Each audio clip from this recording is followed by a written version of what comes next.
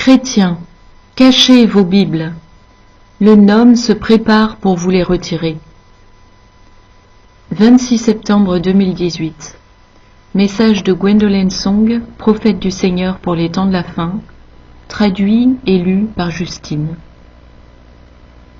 Des explosions suivies d'un incendie, puis la panique et un pandémonium. Voilà à quoi cela va ressembler un de ces jours dans un futur proche. Le jour où le nouvel ordre mondial décidera en secret de détruire la parole de Dieu, la véritable parole de Dieu, en finançant des organisations terroristes locales afin qu'elles attaquent de nombreuses librairies chrétiennes qui n'ont pas encore mis la clé sous la porte. Oui, les amis, le Seigneur a partagé avec moi que les chrétiens qui croient en la Bible et sont remplis de l'Esprit Saint, pas les chrétiens tièdes qui ouvrent rarement leur Bible, vont se mettre à genoux et supplier le Dieu d'Abraham, Isaac et Jacob, car ils savent que l'on vient de passer un tournant décisif et sombre dans l'histoire des États-Unis. Il s'agit du jour où les dernières librairies chrétiennes américaines vont être mises hors service et fermées. Un jour très sombre en effet. Or ce jour a été annoncé depuis le tout commencement des temps, car le nouvel ordre mondial doit lancer sa nouvelle arme contre les enfants de Dieu, leur voie factice pour gagner le paradis. Le faux prophète va lancer ce projet secrètement dans ses bureaux du Vatican, tout en produisant son propre évangile inclusif. Appelez sa nouvelle religion comme ça vous chante, elle s'annonce comme une religion qui convient à tous. Ce sera une religion de tolérance, une religion qui affirme publiquement « Laissez-moi croire en ce que je veux croire et vous, croyez en ce que vous voulez ». C'est tout ce qui importe dans la religion du nouvel ordre mondial, telle qu'elle est présentée actuellement.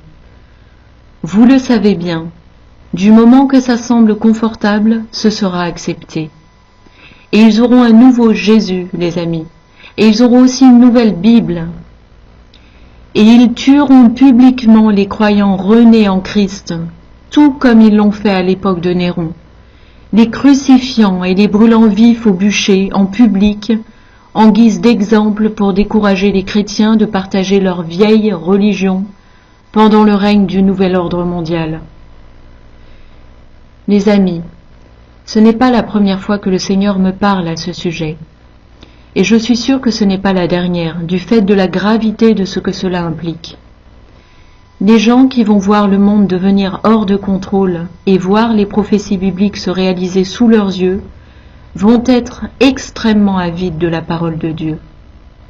Et ce sera un triste jour, car ils ne parviendront pas à obtenir une vraie Bible.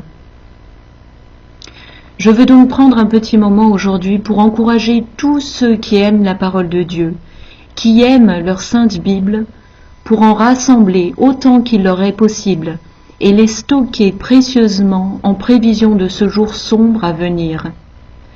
Stockez-les, cachez-les, enterrez-les dans le sol dans des boîtes hermétiques. Cherchez simplement le Seigneur et demandez à son Esprit Saint ce qu'il voudrait que vous fassiez pour vous préparer pour ces jours qui arrivent. Il y a plus de 2 ans, le Seigneur a montré à ma sœur Mélanie que les troupes étrangères passeront de maison en maison pour confisquer les Bibles. Et comme elle a sa propre église et possède un grand stock de Bibles, elle a vu dans son rêve que les troupes russes venaient mettre la main dessus, les jetaient par terre et en gros tas, dans le but évident d'y mettre le feu. Et elle s'est alors jetée désespérée sur la pile de Bibles, et ils l'ont arrachée de là avec agressivité. Mais pourquoi le Seigneur nous envoie de tels rêves, les amis?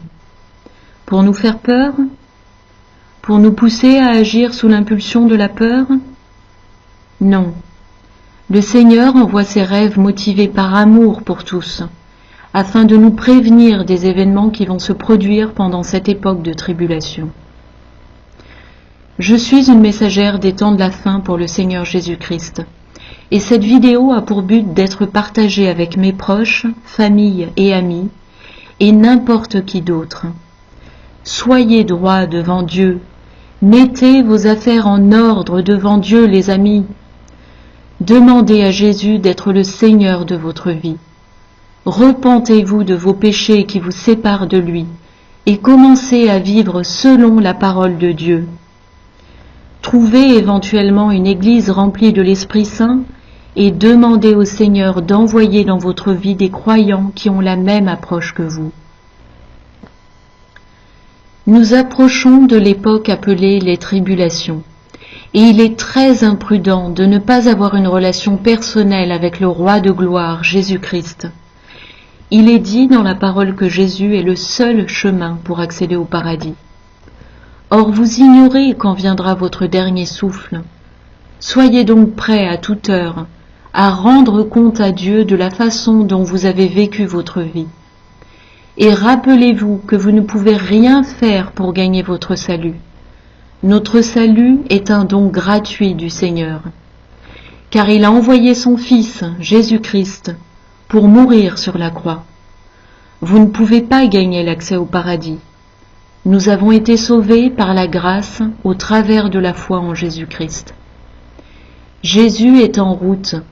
Empressons-nous aujourd'hui d'avoir une relation d'intimité avec lui.